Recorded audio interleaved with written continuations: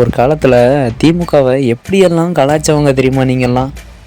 நீங்கள் திமுகவை கலாய்ச்சதை பார்த்தே உங்கள் கட்சியில் சேர்ந்தவங்க நிறைய பேர்.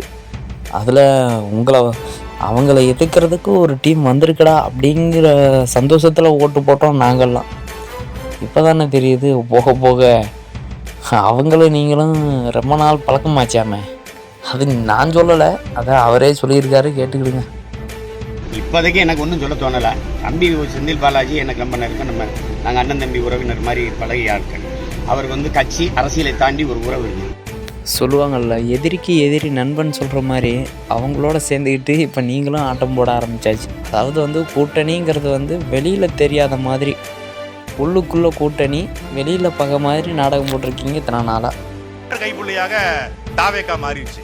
இந்த கை குழந்தைய யார் தூக்குனாலும் அந்த குழந்தை வந்துடும். அது ஆசை அத்தை தூக்குனாலும் வரும், சித்தி தூக்குனாலும் வரும், சித்தப்பா தூக்குனாலும் வரும், யாராவது மோடிஜி தூக்குனாலும் வரும், யார் தூக்குனாலும் போவோம். இதே சாட்டை துரைமுருகன் இன்னைக்கு இப்படி பேசுகிறாரு. இதுக்கு முன்னாடி எப்படி பேசிட்டு இருந்தாருன்னு தெரியுமா? அந்த வீடியோவும் பாருங்க.